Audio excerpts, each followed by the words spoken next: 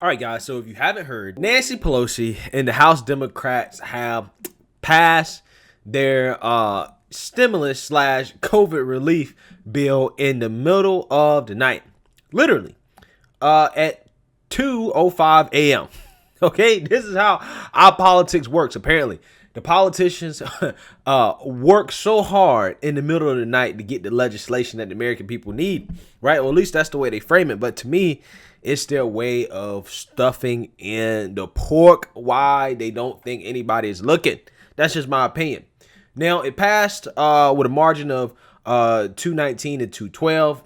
All the Republicans voted against it, basically. And I think a couple Democrats might have voted against it as well because they feel like it is very excessive. So, just so you know, $1.3 trillion has still not been spent from our last stimulus package. Okay, that includes the CARES Act and the stimulus package that was passed in December. Most of it is from the package in December, still has not been spent. Now, it's scheduled to be spent, but it still hasn't been spent. So the overall size of the package is 1.9 trillion. During this process, Joe Biden tried to invite the Republicans to negotiate on it, even though it wasn't really a negotiation. They knew what they were going to do. 10 Republicans basically argued for a $618 billion bill. Obviously, that didn't go anywhere. Joe Biden says his goal is to bring down real unemployment rates that the Federal Reserve estimates to be around 10%, accounting for misclassifications in government data and people who have exited the workforce. Secretary Janet Yellen said, we think it's very important to have a big package that addresses the pain that has been caused. So the Democrats are trying to go big. It is also worth noting that a lot of people are concerned about inflation. Now, if you guys have been following the market is very concerned about inflation as, things kind of tanked this week in the marketplace as treasury yields have risen. Okay, now Jerome Powell says that they're going to try to keep the rates low, right? Because they're not necessarily worried about inflation, but the markets are saying otherwise. Just a little tidbit there, so you guys have that information. Now, the stimulus checks, it's going to be $1,400. That is $422 billion of this package. It goes out to people making less than $75,000 a year annually and phases out for people making higher incomes. Married couples who file taxes jointly can receive two $1,400 checks if their combined income is below $150,000.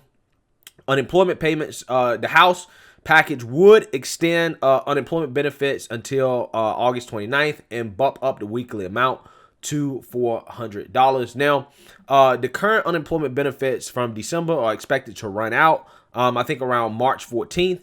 And that's the deadline that the Democrats kind of have self-imposed in order to get this thing passed in the Senate. And we're going to talk about that process a little bit later.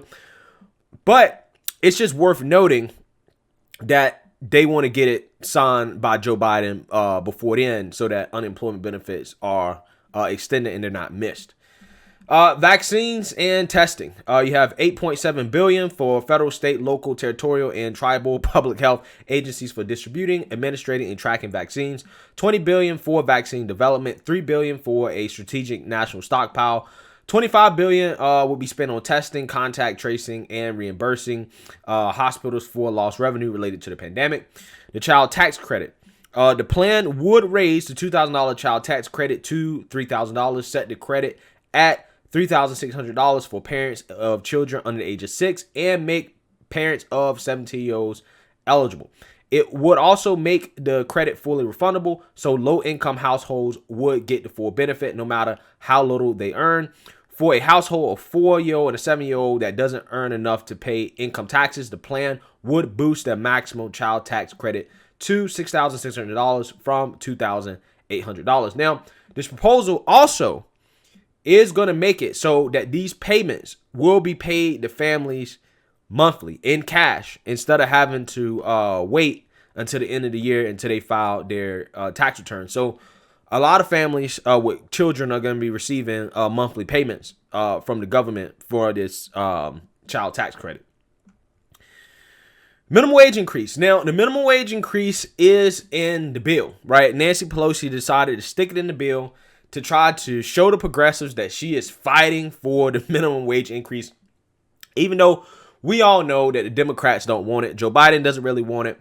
And Kamala Harris has already said she's not overturning the Senate parliamentarian decision to not include it. So the Senate parliamentarian has basically demanded that the $15 hour minimum wage be taken out of the bill. So that's going to be taken out once it gets to the Senate, right? And the Senate are going to vote on a bill without that. However, the Democrats still are trying to finagle their way into getting some type of $15 an hour wage increase into the bill. So Senate Finance Committee Chairman Ron Wyden said Friday that he was preparing a plan that would impose a 5% penalty on the total payroll of a large corporation if it pays workers below a certain amount. With the penalty increasing over time, the plan would also provide small businesses that pay employees higher wages with an income tax credit equal to 25% of wages, capped at $10,000 per employer a year. So we will see if that provision, makes it into the Senate bill and if it passes the Senate. But the Democrats are gonna still try to finagle something here. At least the ones in the Senate, like Bernie Sanders, that still want to fight for this $15 an hour minimum wage, even though I'm thoroughly convinced that Biden does not want it. Evidenced by the fact that Kamala refuses to override the Senate parliamentarian, who's not even an elected official, by the way, on this issue. So there's also assistance for food, rental, and mortgage relief. Rental assistance is going to be $30 billion.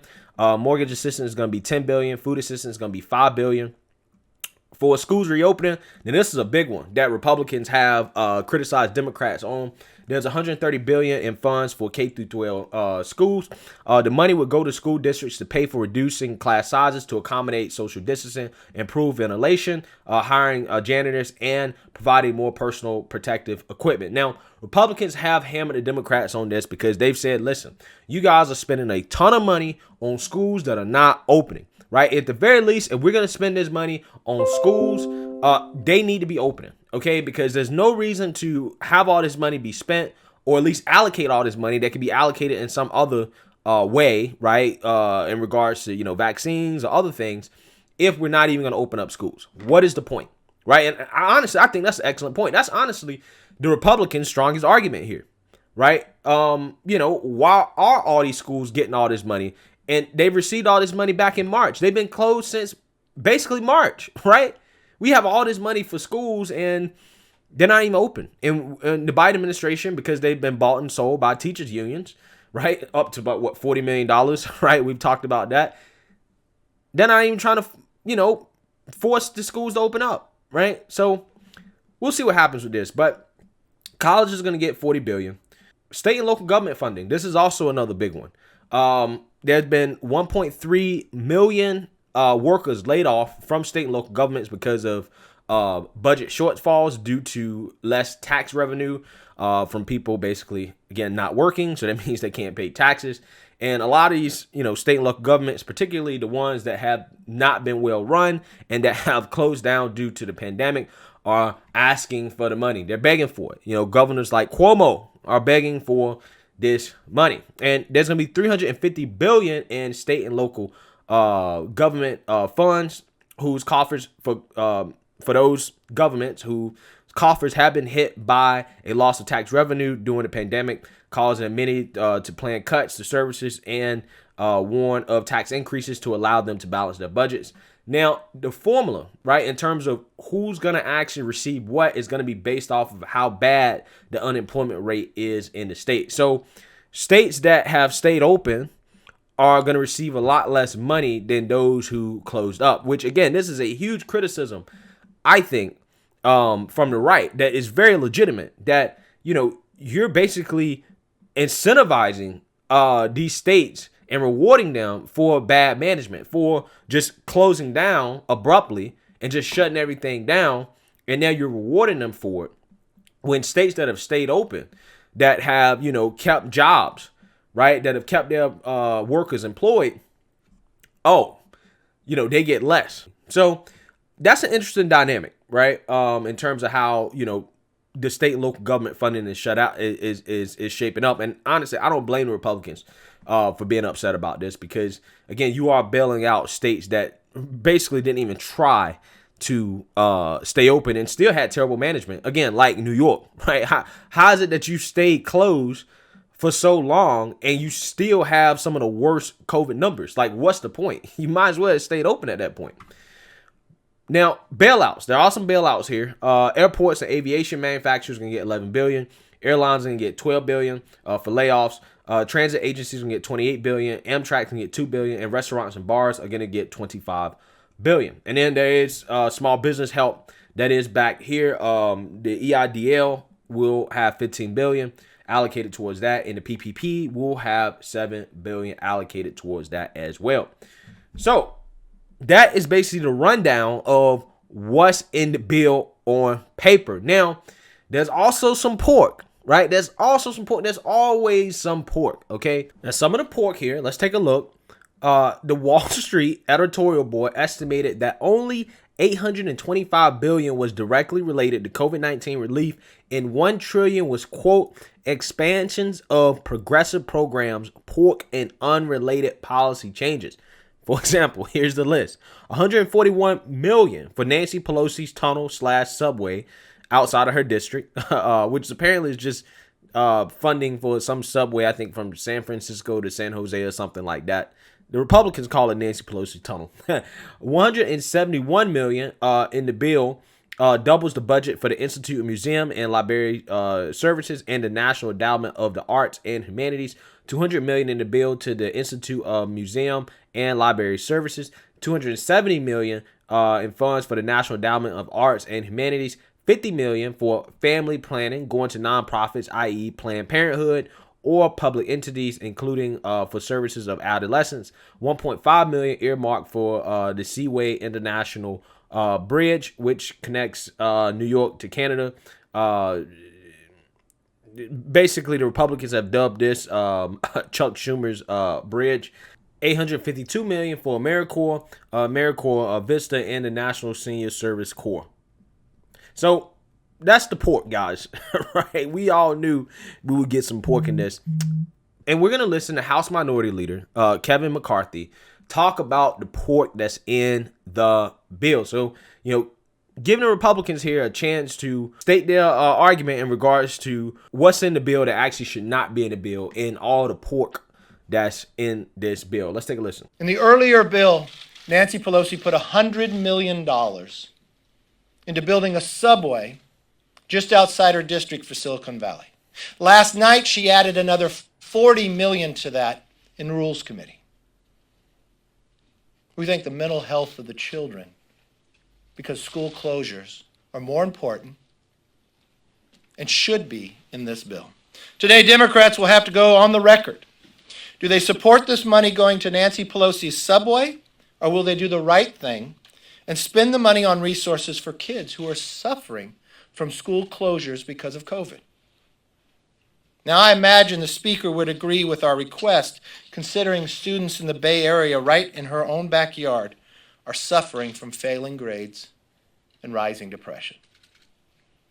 And let me set the record straight. Today's Pelosi's Payoff bill still won't provide assurances to parents and students that their schools will even reopen. None of the funding has been tied to opening. Some House Republicans have tried to pass on 3 separate occasions to move the more than $60 billion directly to open up the schools. 3 different times the Democrats have defeated it. 95% of the funding in this bill isn't even scheduled to be spent for another year, creating more uncertainty for families. And in fact, less than 9% of the bill will be used to fund public health. Less than 9%. I want to put up a chart so you can get a good idea of how little the Democrat bill is actually going to fight the virus. Here is what 91% of the bill, trillions of hardworking taxpayers' money, is funding. Nancy Pelosi's subway, which was increased by another $40 million, while kids are marking the 1-year anniversary of not being in school for a subway just outside her district. That money won't be held up. Blue state bailouts so they can keep their economy shut down. Changing the funding mechanism to reward states that were shut down. Planned Parenthood, universities with massive endowments. Harvard with billions of dollars in endowment will get money in this. But to help the children for depression and anxiety, there's an opportunity to do that. This isn't a relief bill. It takes care of Democrats' political allies, while it fails to deliver for American families. That is why I'll be voting no on the Pelosi payoff bill. We already know what is the best stimulus plan out there. It is to fully reopen our economy. We need blue state governors to lift their non-science-based lockdowns. We need schools to reopen, and we need to ramp up vaccine distribution so we can crush this virus. The Democrat bill won't do any of this. And the most unfortunate part of this, we had a history of producing bipartisan bills in a time of crisis. We had a history of working together. But that all changed. Now it's decided something much different. With that, let's open it up for questions. All right. So as you can see, Kevin McCarthy is stating his piece, right? His beef with this COVID relief package. Essentially what he's saying is that there's some pork in the bill, right? There's some pork. And then also, on top of that, he don't feel like it is being allocated appropriately to what actually needs the most money, which is opening up schools and getting people vaccinated and basically getting on track to opening up the economy, right? That's what he wants. And he also is basically saying that the Democrats have basically tossed aside bipartisanship and have moved forward with this bill with basically no Republican input after basically working with the Republicans during the Trump administration to get something done. Even though the Republicans basically had the presidency in the Senate, they work together in a bipartisan way. But now all of a sudden, when they have a supermajority, they don't want to work together. So that is his argument. And that's basically a summary of the bill. So let me know what you guys think. Now, when this goes to the Senate, it's definitely probably going to pass for sure in the Senate, especially, since it's not going to include $15 an hour. So I would expect this to pass. Now, it's going to have to. Now, a lot of it was kind of a waste of time because with Nancy Pelosi throwing in the $15 an hour, it has to be taken out of the Senate when they vote on it, which means it has to go back to the House for the House to vote on it again. So it was kind of a waste of time because of the $15 an hour thing. But I still expect it to be passed and basically for it to be signed before March 14th. So it looks like stimulus checks will probably be out end of March, beginning of April. So let me know what you guys think. Make sure you like, comment, and subscribe. Most importantly, share a Black conservative perspective. Peace.